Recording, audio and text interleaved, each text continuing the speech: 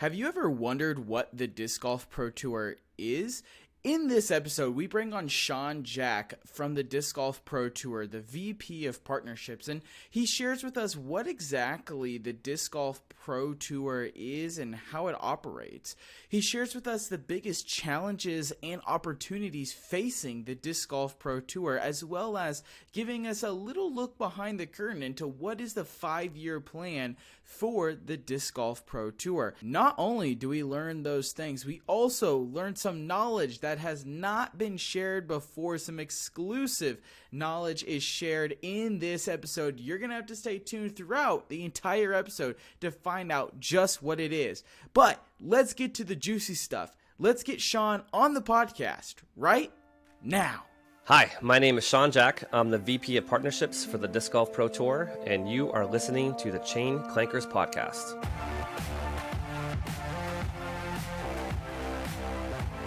Welcome in, everybody, to the Chain Clankers Disc Golf Podcast presented by Upper Park Disc Golf. Super excited for today's show, and if you're excited to get a new disc golf bag for you or somebody you know this holiday season, make sure you use promo code CLANKERS10 to get some of the best bags in the business right now. Cannot say enough good things about Upper Park Disc Golf, but today we are super excited to bring on Jon Reker. As you heard in the intro, he is the VP of partnership building in the Disc Golf Pro Tour, manages all the tour's major partnerships as well as the ad space on the Disc Golf Network, the current TD for the OTB Open, formerly known as the San Francisco Open, and will be helping an assistant TDing the 2023 World Championship. Jon, what else am I missing from this list of accolades that I should be adding to my list here? How are we doing tonight, man? I am fantastic. I'm really excited to be here. I'm also a proud Upper Park Rebel carrying disc golfer. I have the DGBT branded version, and I love Martin over there. And I'm stoked to be here. I'm really excited. Yeah, and so, I think a lot of our newer listeners here on the podcast probably right now are like, what is the Disc Golf Pro Tour? I know when I first got into disc golf, I figured there was probably some sort of a pro scene, just being a sports guy, right? And seeing these names on discs is like, okay, there's got to be, who is this Paul Macbeth looking guy? Is he good at disc golf? Like, does he own the company? Like, what's going on here? You know what I'm saying? So let's just kind of start here, Jon. First, how did you kind of get into disc golf, and then we'll kind of explore how you got involved with the Disc Golf Pro Tour and what it is. Yeah, sure. So I grew up in Massachusetts, and I was living just south of Boston, and was a very avid runner. I've got a handful of marathons under my belt, and trail running was like my church back then. So I think, all disc golfers are outdoorsmen. We all love being in the woods. And one day I was on a run at a place called Borderland State Park. It's about 45 minutes south of Boston. And I heard the inimitable sound of the chains. I sort of heard of disc golf, but not really. In hindsight, I think I saw a couple discs like 5 years before that, but never really saw a basket, never saw it in the wilds. And didn't think much of it, continued on my run. The next, a week later, I went out to the same park. I had my iPod on. I'm ready to go for like a 6 to 10 mile trail run, and I see a guy walking out to the course with a bag on, and I see the disc in his bag. And I'm not an introvert, so I immediately just started peppering him with questions like, "What are you doing? What is the sport?" And he just stops me and goes, "Hey, this is why I love our game so much." He goes, "Do you want to play with me?" And I I changed my clothes, and I said yes. And he gave me.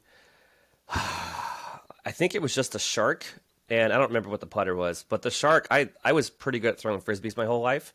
I played a little bit of ultimate, played a lot of catch. It was just always had an Ultra Star in our car, and I beat him like the first. Wow. Yeah, in hindsight, he's probably like a mid 700 rated golfer, and I cheated too. Like I remember I threw behind a tree and I stepped out 6 feet because I didn't want to be obstructed, and he was like, "Hey, you can't do that, but it's fine for the first time." And man, I got hooked quickly, like a lot of us do, where I started playing 3-4 times a week. I was a field sales guy at the time, where my territory was like all over Rhode Island, Connecticut, and in southeastern Massachusetts. And this is back in 2007, 2008. where there were only 3,000 courses in the country. Now there are 10,000. And so at the time there was, just a handful of courses, but I would plan my sales calls to end like at 3, 4 o'clock so I could play the course, including the world famous Maple Hill that was in my territory. So it goes back to then. I played tournaments immediately. I got my PDG number quickly. I signed up for this tournament at Maple Hill called the Vibram Open and said, sure, I'll give it a whirl. And I cashed. Like, it was crazy. I'm actually mad. I took the money, which was like only $225, but at the time I thought that was crazy because I could never play the World Championship, like AM Worlds or any sort of major at the time. But that's my disc golf journey. I never looked back. And I kind of was an organizer and promoter my whole life, even going back to high school. So I kind of the running doubles and leagues and just kind of graduated to where I am today. Man, that's a great story. I've heard a few people talk about just being in the park, seeing or hearing chains or seeing a frisbee fly, and the similar kind of conversation. So let's fast forward a little bit. Now you are VP of Relations, right? Is it Partnerships? Just so you know, that's a fancy title for like sales guy. Yeah, I'm the VP of sales for the tour. VP of sales. Okay, but before we get into all of that, you also TD. So let's talk about you talked a little bit about leagues and all that. Kind of where did you go from the beginner to playing tournaments to now you are running leagues, and before you get into this current role? Yeah, great question. It started as simple. When I moved to San Francisco, I showed up to Tuesday doubles. Whoever was supposed to run it didn't show up that day. I said, I'll do it. Quickly helped out running our weekly leagues. And like, we have a big club with over 500 members. Our weekly turns out over 100 players. Our doubles has 40 to 50. So it's like even running a weekly or mini that some people call it is like running like almost a full C tier. So that was really helpful. And then fast forward probably 3 or 4 years in 2012, the San Francisco Safari, which is our flagship event here, didn't have a tournament director, and I raised my hand and kind of took that event from a 2-day B tier, and now it's a 3-day A tier, and just kind of kept working on it. I really love running events. I love providing experiences to people, like even going back to like when I was a bartender in my early 20s. Like I love just being hospitable, and an experience is something that you can give to someone that can change their life, right? And people all the time saying like TD's a thankless job. Like it doesn't pay very well, but it's not thankless. Like if you do a good job, people will let you know. And so in late 2015, I was talking to Steve Dodge because at the time I was on Team Vibram, throwing rubber discs. I'm not sure if you guys know the history there, but Vibram, the soul maker, did discs for 8 years. And he was asking me what I did for a living. And I was doing digital marketing, sales, and event sponsorships through a website in San Francisco. And he said, hey, I got a job for you. And I started working for the tour in the first year, just as a 1099 sales guy. And I know that you asked about being a TD, and there's a transition here. In 2018, which was the third year of the tour, he asked me if I wanted to bring an event to the West Coast. At the same time, in Golden Gate Park, disc golf course is not a course suitable for the best men and women in the world. I highly recommend you guys come out and play, but it's 5,000 to 6,000 feet, and it doesn't have the resources that you need. But we were installing the second course in San Francisco at Glen Eagles Golf Course, which is a gated golf course, and we decided to design that course for the best in the world, at layouts anywhere between 8,000 and 10,000 feet.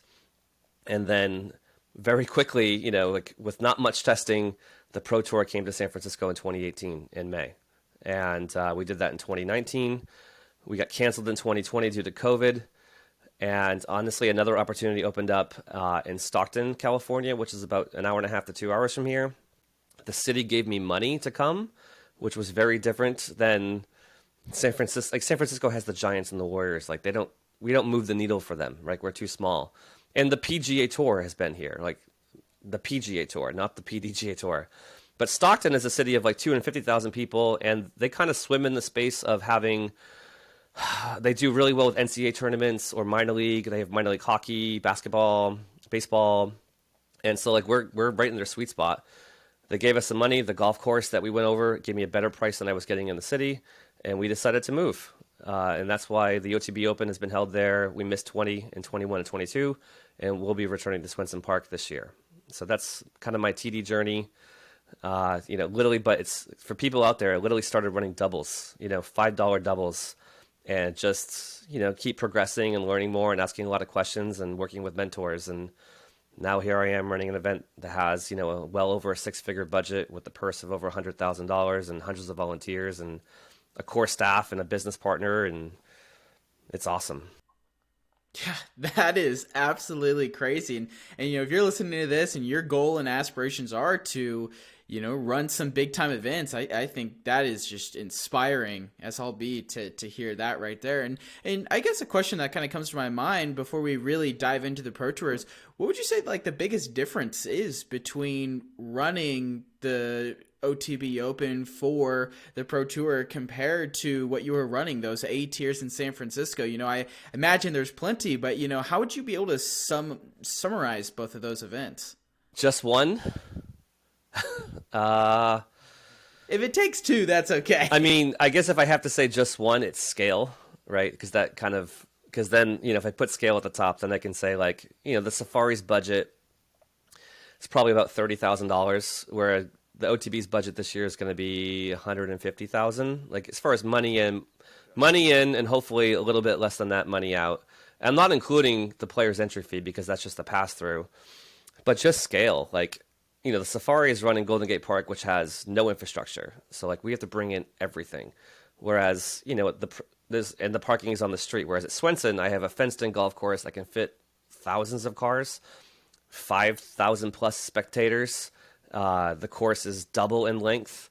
There's water features, there's bathrooms and there's a kitchen and a bar and a pro shop, and the players can stay there on site and park overnight. So like, there's a lot of differences. But at the same time, like the Safari has like a storied history where some of the best players in the world have won. Ricky Wysocki's won the Safari. Like, Sarah Hokum has won the Safari. James Proctor has won several times. So Owen Scoggins recently won the Safari last year. So like we're still like we're a good West Coast A tier, but just as far as the amount of hour, I probably put in 100 hours for the Safari, and then 300 to 500 for the OTB Open.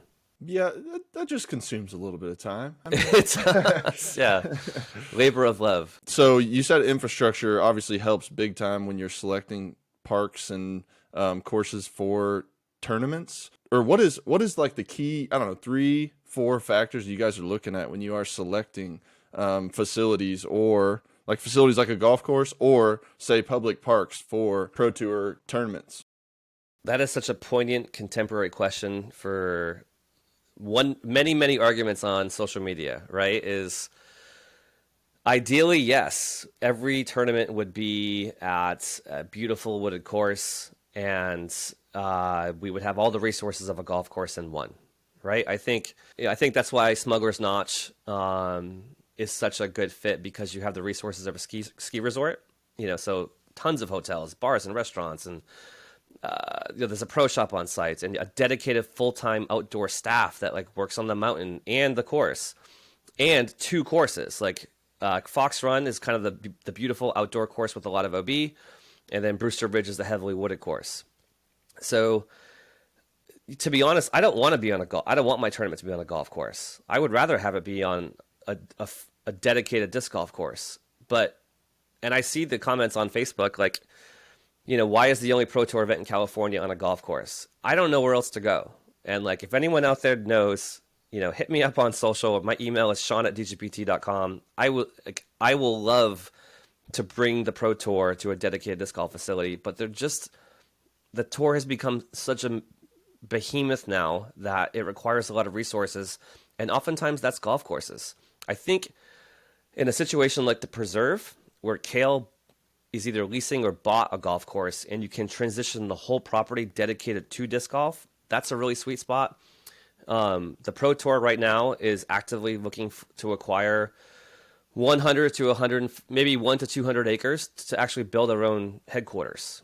And I think, imagine a wooded course where we can carve out spectator areas and large trails. So like, which Eagles Crossing kind of did, right? Like we're getting there, but right now our sport is still so young, 45 years old versus golf 400 years old. And we're just now getting like, the capital in the sport where we can afford to do a project like that. But yeah, personally, like I'd rather play at a wooded course, but like the Tour Championship this year was at Nevin Park in Charlotte, which was a wonderful, beautiful cathedral, and the leaves falling from the sky in October. It was great. But the on-site spectator experience was not super awesome because it's in a wooded course and the fairways are tight and the gallery's deep, and it just wasn't a great fit. So someday someone's gonna, and hopefully it's me, will build the Shangri-La disc golf course that is the sweet spot of the combination of both, where it has the resources, the power, the internet, the restaurants, the brewery, the amphitheater, outdoor kitchen, all the things that you would get at a resort, plus a badass track. I mean, if that's the future of disc golf, you've got me pumped up, right? Yeah, sign me up, right? I think that's one of those things where as the sport grows and more people get into it,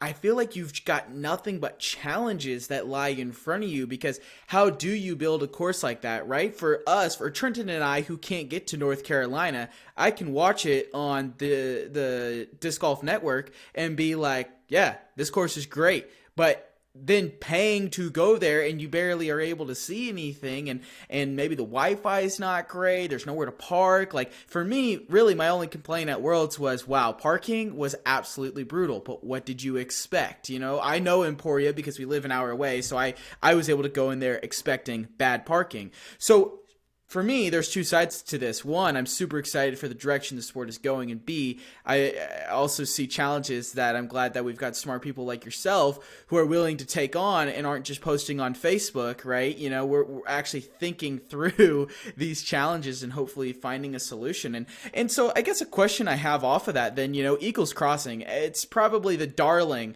of Facebook warriors right now in the disc golf community. Is there any thoughts of getting it on the Pro Tour? Like, would it qualify as a course that could make the Pro Tour? I have not played it or been there yet. I've only watched it as much as you guys probably have with skins matches, and a couple other like player blogs. And I know it's, Herald is the greatest course potentially in the world. I think it probably needs a little tightening up. Was not making it more difficult when I say that, just maybe a couple changes as far as the layout is concerned. I don't know much about like the FPO layout, and honestly, that's a critical part of us now, is that you just can't throw the women on the men's course, change the par, and call it a day. You have to design for FPO in mind. It's one of the fastest growing segments that we have, and they're a critical, important part to our league. But yeah, here's the thing though, it's all the things that like, all those boxes that you have to check, like it's not super close to anything, right? I think it's an hour or more outside of St. Louis, right? So like when we want to bring 1,000 to 5,000 people on site, where are they going to stay, right? The cell signal there is not good. And I know Philip Samuels is a man with many resources, so he can probably install a tower, but like we were not able to help with the Big Money Skins match because there's no Wi-Fi. And at this point right now, DGN works on a bonded cellular signal. So we source like Verizon, AT&T, and Sprint all together. And if we can push I think it's 1 megabyte, then we're fine. And that place is kind of in the middle of nowhere. Lastly, and I've heard it through the grapevine, that the owner doesn't like his property is very special to him. It's sacred, and I appreciate that. But he doesn't want to have like advertising on it. So as the guy that sells all the ads for the tour, and someone who I'm certainly biased in this opinion, I think the advertising makes the courses look better. Like it frames the holes when you have, feather flags behind the green. I actually think it pops more. I think it adds a professionalism. But I also get I watch golf. The Masters doesn't, Augusta doesn't have any ads on it. I get that. Whereas the Travelers Insurance Open is bonkers. So he would have to somehow subsidize all the money that we make, right, by having the advertising on the course, the cell signal, the issue with spectators.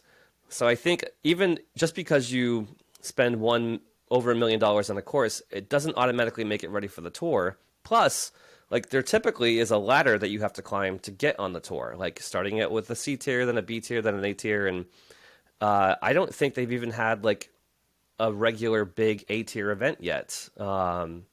So, but at the same time, like the course looks awesome, looks super challenging and fun.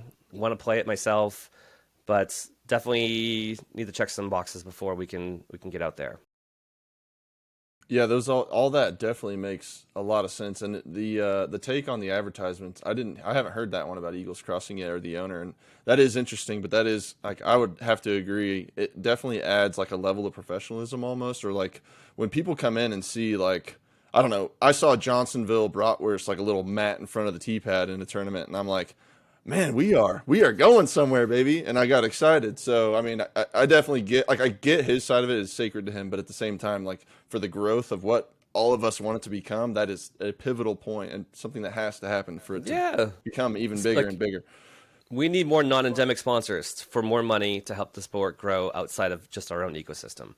It makes me so happy, by the way.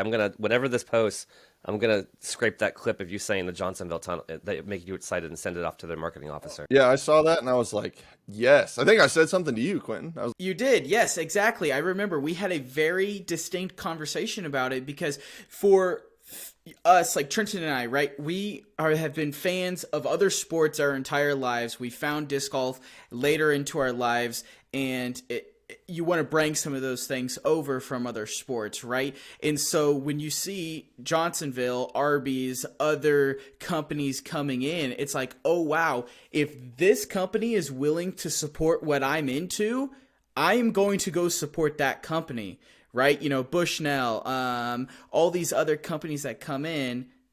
Yeah, Barbasol, that's the one. I didn't want to mess that up. I knew there was some kind of, but I didn't want to mess that one up. When those companies come in, you're more willing to go out and support them, which I hope the listeners of this podcast are willing to help us out when we talk about our sponsors, right? So it's one of those things where you're willing to go help them because you believe in the product. And I cannot say enough good things that I think the Pro Tour has done over the last couple of years. But that makes me want to bring up, we're about 20 minutes in-ish now. I haven't asked the question yet. For those new folks who are still sitting here with us, what is the Disc Golf Pro Tour? Oh, sure. So we're the world's premier professional disc golf tour. If anyone out there follows sports, we're the PGA Tour for disc golf. Granted, they've been around for a lot longer than we do, and their budget probably has a few more zeros than ours. But, we are, in 2023, we will have 16 Elite Series or Elite Series Plus or playoff events. All of those will have a purse from at least 80,000 or more. The Disc Golf Pro Tour also is a media company, and we own the media rights or buy the media rights to some of the PDJ events. So we own the media rights for the World Championships, the US WDDC, which is the Women's US Open, and the Champions Cup. And then we also work with the European Open and the US Disc Golf Championship to own the media. So pretty much any professional disc golf event in the United States. Next year we're going to have the Discmania Open in Canada, which I'm really excited about. That course looks breathtaking. And then we also have our silver events, which are 9 this year. So we are broadcasting, I think it's 31 weekends next year for a total of like well over 100 days. So more than like 1/3 of the days. We strive to create a festival atmosphere. We have the biggest purses in history. We try to work with as many inside and outside the sport sponsors as possible. We donate money to youth education, so we give money to Universal Play Disc Golf and the Edge. We basically, the Community Connect program is like our version of NBA Cares. So as we travel around the country, we teach at schools near our tour stops. It's only a matter of time until someone that was taught disc golf at their school, fast forward 5-10 years, is going to be on the Pro Tour, and I can't wait to tell that story. And that'll be a documentary, right? That we'll have on Disc Golf Network, full circle. I think that's it. Did I answer the question enough? But yeah, basically PGA Tour, and like since we've been around, our growth has been exceptional. 2016 to now, we're going to go into our 7th or 8th year. The Disc Golf Network didn't exist. The first year we had 15,000 subs. This year we had like 45,000. I just saw some of our stats. We were able to reach 3.3 million people on YouTube this year, like unique, not views, like unique. And the growth has just been fantastic. And we hope to keep pushing the sport, growing the sport. We want to increase our distribution. I'd love to see us more on television, even, more. Maybe I'd love to see the tour live on ESPN, right? Because so far we've done like those lifestyle meet stroke play like summaries, but I'd love, even if it's just like the back 9 holes at the World Championships in the final day, because I think that would be exciting for people that are just clicking through it. It would be incredible. And this kind of, that was a fantastic summary. And this kind of brings me up another thing that we wanted to talk about. It's kind of what are the goals for like not necessarily the 5-year plan, but for a business side of things. What is like the 5-year plan for the Disc Golf Pro Tour? I would say within 5 years, we definitely want our headquarters. So imagine, 150 to 200 acres with 2 championship courses, a 9-hole pitch and putts, a pro shop, our studio, our booth. And if you want to get really crazy, hookups for the players to live there in the off season, a training facility, a putting arena, an amphitheater, lodging, yurts or cabins or tiny houses, a Hall of Fame, disc golf Disneyland, I was going to say, sounds like a theme park. Yeah. It would, we want to build a world-class tourist destination, that's also acts as our, like, bring people in. Like that's important to me. Like that's something I've been working on in earnest for about a year, and we've got some good traction and leads. So that's, I would say, very, very important to us. Obviously, continuing to grow the network subscriber base is, from a business standpoint, is essential because it's recurring revenue that you can budget on, and the more subscribers you get, the more revenue we make, the more we can hire, the more cameras we can purchase, the better cameras we can purchase, the more we can maybe invest in like having our own cell tower that we travel around the country with, so building that, creating more content outside of stroke play coverage. So more on tour type docuseries, paying the players more. The players are our best resource. If you haven't been to a Pro Tour event in person, seeing someone throw 500 or 600 or sometimes 700 foot with a roller is like seeing someone hit a home run 500 feet in a Major League Baseball game, right? It's just, or seeing someone dunk from the free throw line, or seeing someone serve 140 miles an hour. Like when you see these things in person, they're shocking, right? Like, because most disc golfers throw, decent, like 350 to 400 feet the most, and like seeing someone throw 50% farther than that, especially I love seeing golfers. Like we brought a bunch of the golfers into Glen Eagles at the San Francisco Open. And, Eagle threw it over 600 feet, which is just about as far as some of the guys are hitting the golf ball. And it's just like, I just want to create like more holy smokes moments for on-site spectators and people watching online to see how incredible these athletes really are. Or to see Owen Scoggins putt from, as good as any of the men. And get it banging, circle 2 putts constantly. And it's just, I don't know, man. I really am in love with the sport. I know, I'm going to jump on my soapbox. I know disc golf can really help people because it's such an extraordinary source of community. Like half the people at my wedding were disc golfers. I moved to San Francisco. I instantly had a community here. And if the Pro Tour can help more people discover the game, to discover more of a community so everyone can be a part of something, it will help everyone.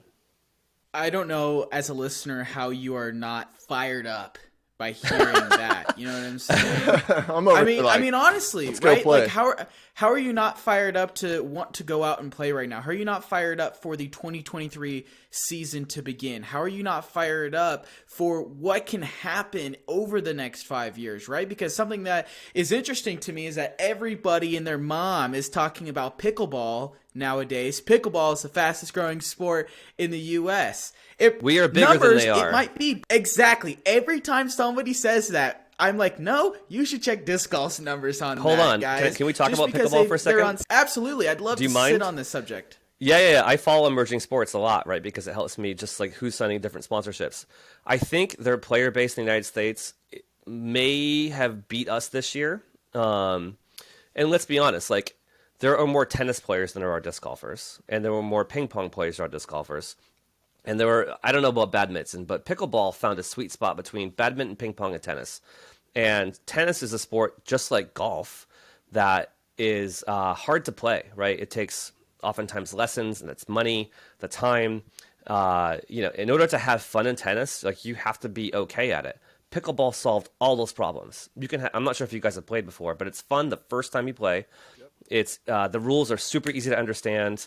It doesn't take as much running at all, and like it. That's why it's growing so fast. Like they got the same pandemic boost that we did, and I think they advertised that this year they were going to hit 5 million players in the United States alone. I think that's probably higher. I think that's probably what we're at worldwide, like 5 to 10 million. And like when you say like how many people are playing, is that an active user? Like as far as like people are addicted to our sport, like hardcore. And I think we have a lot of active users, at least like millions of them playing once or twice a week. But where we kill pickleball is our views. Like pickleball is on YouTube just like we are. They're not getting hundreds of thousands of views. Sometimes Joe Mez is cracking 1 million, routinely doing 250,000, 400,000. Their purses are not close to what we're doing. We're constantly breaking 6 figures.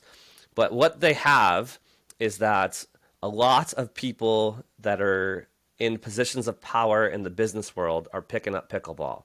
So chief marketing officers and CEOs that used to play tennis, maybe they got injured, that are getting into it. So like a lot of like famous people in the sports world, or entertainment are getting into pickleball. So I think it's getting a lot of earned media.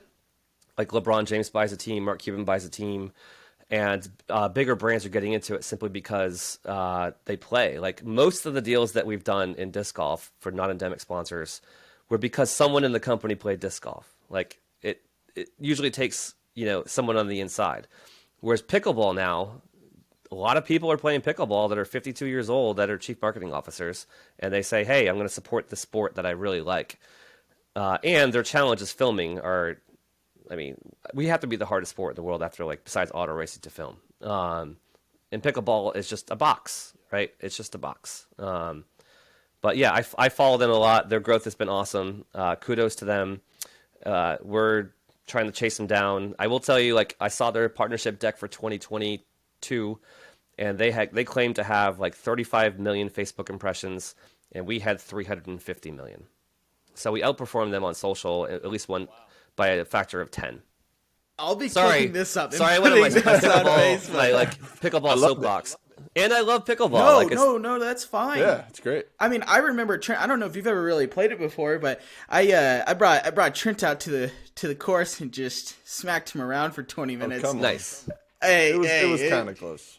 The first game was close, and then it was a beatdown. So I challenge any disc golfer out there. Let's do an interview while we play pickleball if you want, because maybe you'll see an upset happen. But I think that's really interesting that pickleball is growing. Disc golf is growing. It's good to hear that disc golf is kind of on that same level, and it's easy to see pickleball grow because, like you said, LeBron, Mark Cuban, all these other big wigs come in. They just throw a ton of money at it, right? So how does disc golf kind of get to that point where they're able to get more money in the door? How are they able to get on CBS more often? How are they able to get on ESPN? Because, correct me if I'm wrong, but I don't think there was anything on those major networks in 2022, correct?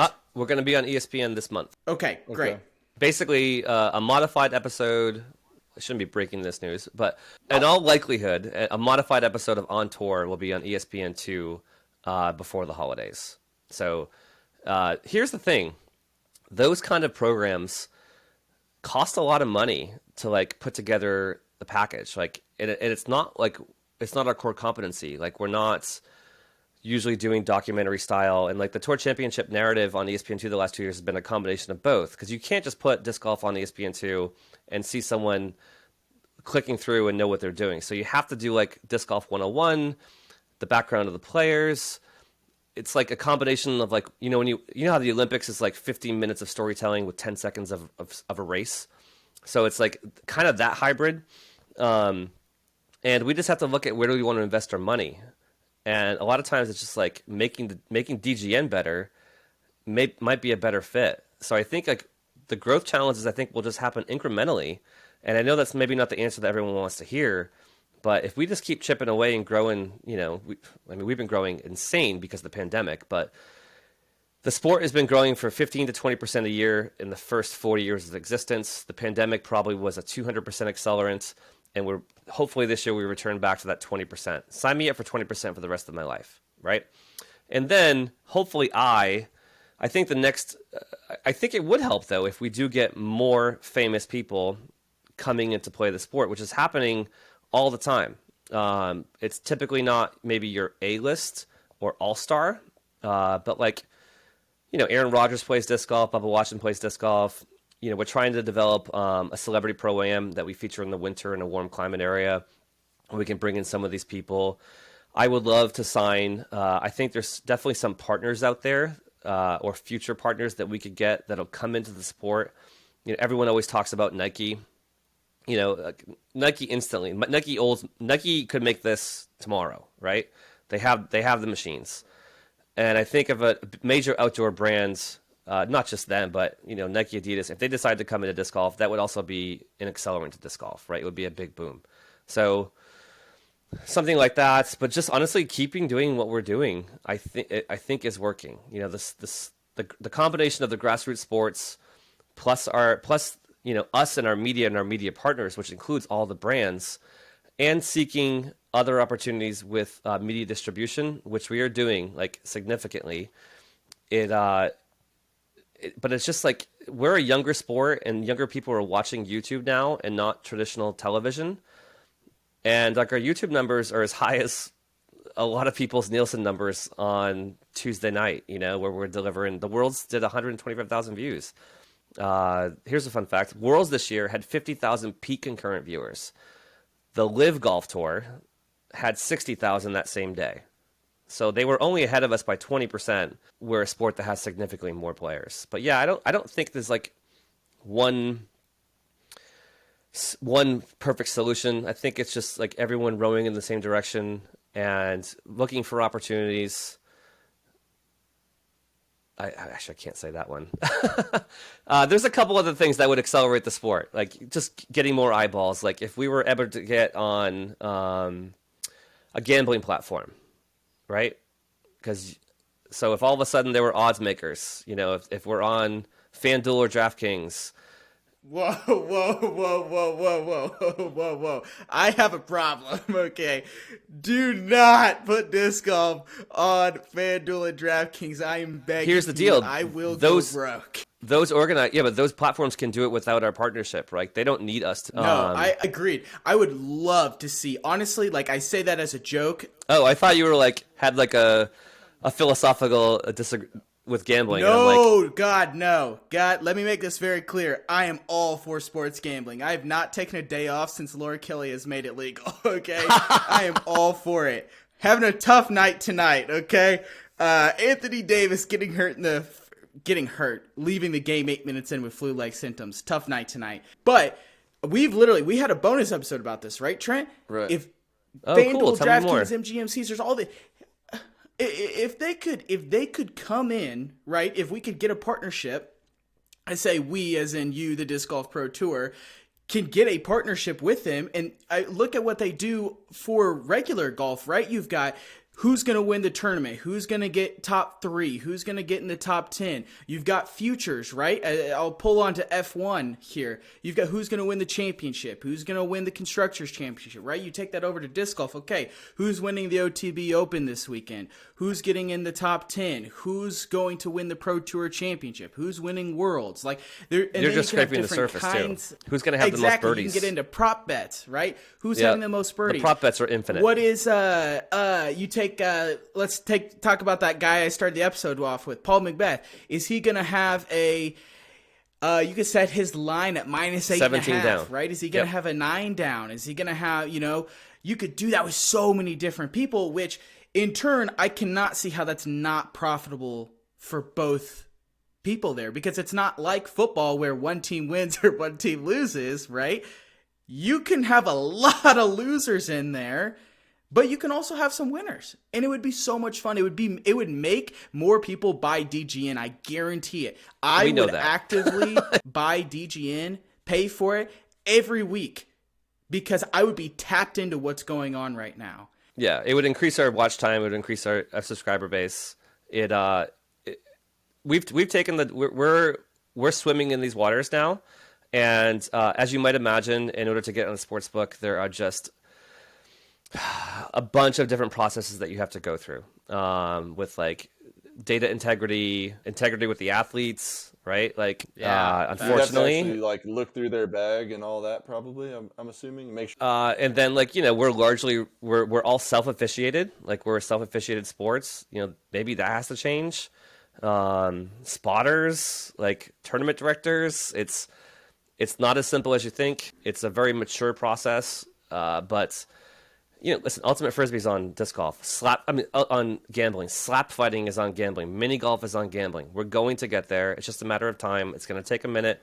But we're gonna solve the problems. And that's, I think, if we're gonna think one thing that could really help us go mainstream, that's one of them. So many more people would care about what's going on. And Trent, can I bring up the Formula One piece now?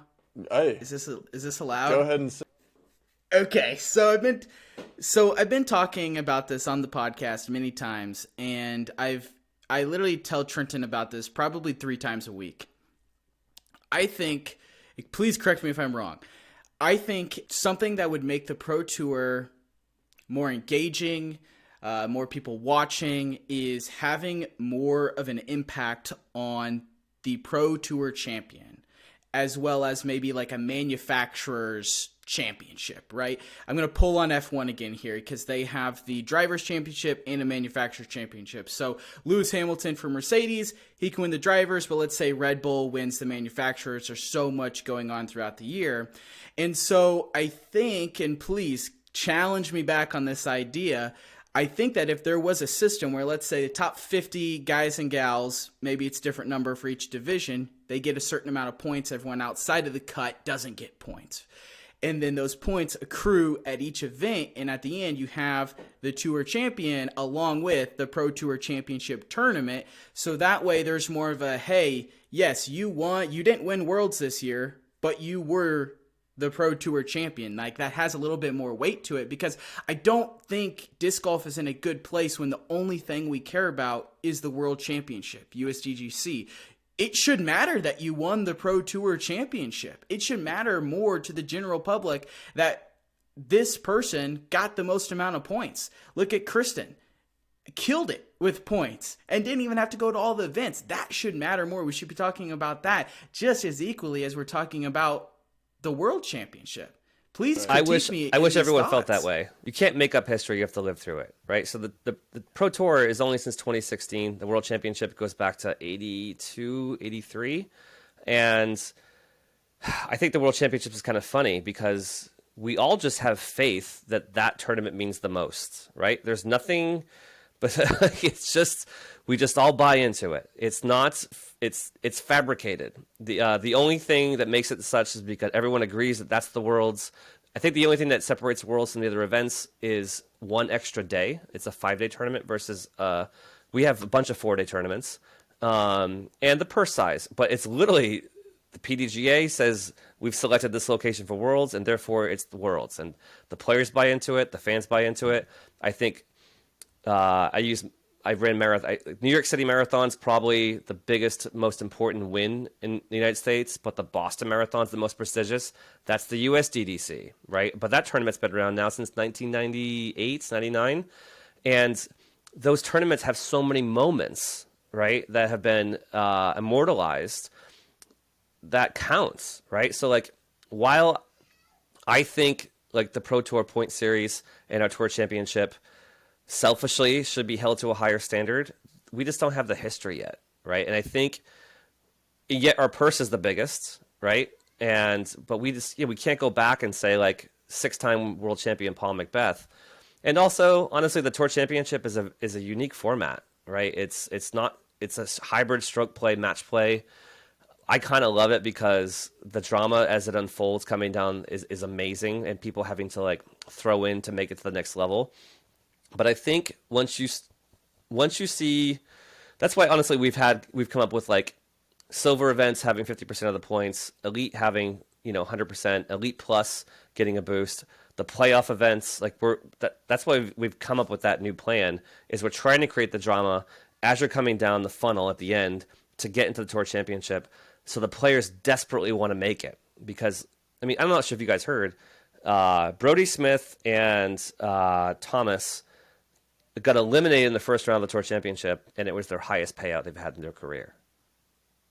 Like, so like we have a lot of money, but I just think it's going to take time, and for us to just keep kicking ass constantly.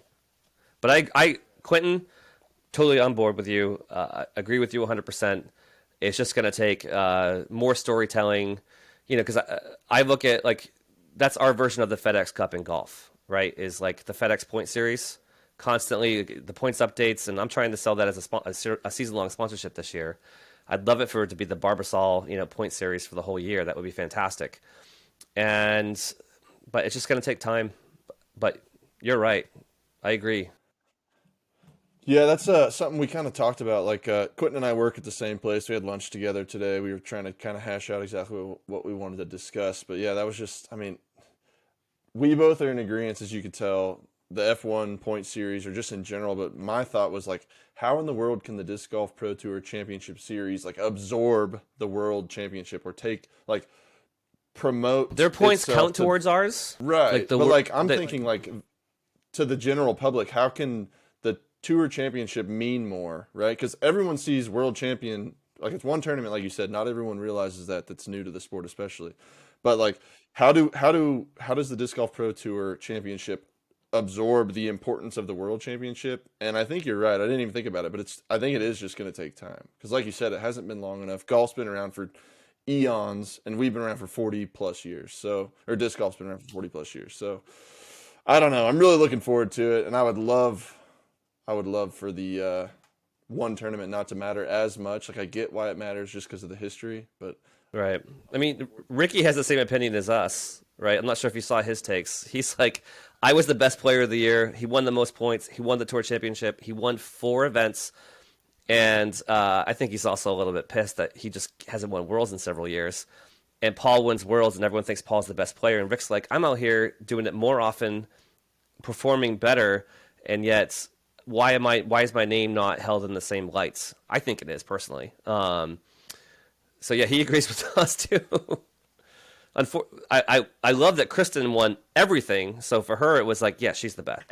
Right now, one of those things. Yes, fair. It is one of those things where, I mean, Trent, it probably takes people like you and I, right, who have been lucky enough to build a platform to really push that, hey, the Pro Tour matters, the Pro Tour Championship winner matters. The World Championship's just a tournament, which, I mean, at the end of the day, it is. I know Horatio and I have talked about this. You and I have talked about this. Many other disc golfers have talked about this. So maybe it does come down and a little bit of that burden comes back onto ourselves. And I know this year that's definitely going to be a factor for us, because a lull in F1 this year, Max Verstappen absolutely walked away with the championship. There were still 5 races left and it didn't matter. Where the Pro Tour, really? It still does matter, because you do have that final event where, yeah, sure, you get the advantage of, okay, you don't have to play the first 2 rounds, but once you play that first round, if you're in the top 4, you gotta go, because you gotta get into the final 4, and so it builds more drama. I really love the steps that the Disc Golf Pro Tour is taking. So I want to leave on this final question for this episode, and guys and gals, if you are enjoying this content, I know I am, I know Trent is. If you're enjoying this, please hit the subscribe button right now so you never miss another episode. Like this thing up on YouTube. Share it with your friends. Share it with the Facebook warriors out there on the disc golf scene for Facebook. But what would you say is the biggest challenge and biggest opportunity that the Disc Golf Pro Tour has in front of it? Going back to that course argument, is like, how do we find properties where we can scale significantly on site to get thousands and thousands of spectators, so those spectators can see the beautiful shots that these pros are throwing, while still preserving the sport's history of being a wooded sport, and finding those properties that have all the resources. And to me, the answer is to build it. right? It's like, if you build it, they will come. But that's going to take, millions and millions of dollars. And then I think one of the challenges that we have, and I think Jeff would agree with me, is how to manage our growth. How do we manage our scale? It's like we've gone from, in the last 5 years, 2 to 6 to 12 to 20 to 40, and we forecast over 50 employees this year. And it's like, we're just coming out of startup mode, because I think this is only the third year of the tour under or fourth year of the tour under Jeff's leadership. It's like, how do you budget for growth while still preserving cash flow, right? To make sure your P&L looks juicy and your balance sheet, and like, how do you manage that while still wanting to do so many awesome things? Because listen, I wonder, like, I listen to the Upshot all the time, and Charlie and Josh have these wonderful ideas for the tour all the time. And I'm like, yeah, that's another $1 million. That's another $1 million. It's like, where do we find it? So it's like growing our revenue in a sustainable way, so we keep growing at a decent clip without getting out of control. That to me is like, I know that's not a very sexy challenge. And then opportunity, I would say non-endemic partnerships. So outside the sports sponsors, I'm going to give you more than one. Wagering and increasing our... You scared me, Quentin. For a second, I thought you were like, don't do that. I was like, oh no, he's got like a philosophical difference against gambling. And then, just increasing... We need more earned media, I would say. Mm-hmm. Like, we need more... I'm not sure if that means all the media you get that you don't pay for. We need more publicity. Mm-hmm. We need more. We need Paul Macbeth on I'm putting myself like in my age bracket. We need Paul Macbeth on late night TV putting in front of an audience. We need to be on Good Morning America. Yeah. We need cross promotional opportunities with cornhole, because cornhole has this dial. It's like everyone can identify what cornhole is. They're all over the news. Yeah, I would say those things. We need more people with reach seeing these people throw the disc, because it's truly magnificent. Like, it's remarkable. Like, their percentage at putting and how far they can throw and how far they can throw accurately is awesome. And we just need more eyeballs on it. And that's just it's just going to take time and chipping away. I know you're trying to wrap this up, but that just made me think, like, I know Ricky and Paul both threw a first pitch this year. And if too bad there wasn't like a safe spot where they could have stood behind home plate and just launched a nuke or launched a Raider or whatever out over throw it out of the stadium, and everyone just be like, oh my gosh, what is... I agree. It's probably, I mean, obviously, like, when you buy a Major League Baseball ticket, like, you pretty much sign away your life, right? No matter what happens, you can't see the team. But I'm not sure if a disc would qualify. But yeah, I would love to see, because people at the field would know what a home run looks like. It's anywhere between 320 feet to 550 feet, and then they could outthrow that, right? Like, that would be rad. But I would say more moments like that would help. Yeah. Just keep chugging along. More things like that. Hey, everyone, if you're enjoying this episode, join us over on our Patreon, patreon.com/ChainClankers. We're going to have a bonus episode featuring Sean as well. We're going to go another 10 to 15 minutes, discuss about more of these topics. You're not going to want to miss that, so make sure you head over to patreon.com/ChainClankers. And Sean, before we get out of here, where can people continue to connect with you? Maybe we have some sponsors who want to talk to you, or just continue to follow your own disc golf journey. Where can people do that at? Easiest way is to email me. It's Sean, SEAN, at dgpt.discgolfprotour.com. My contact information is purposely very easy to find on the internet. You can hit me up on LinkedIn. I'm responsive there. My phone number is very easy to find because I've been a tournament director so many times. So unfortunately, it's on BDGA quite often. But yeah, I'd love to hear from anyone. Please reach out. Awesome. Thank you so much for your time, Sean, and we will see you guys next week.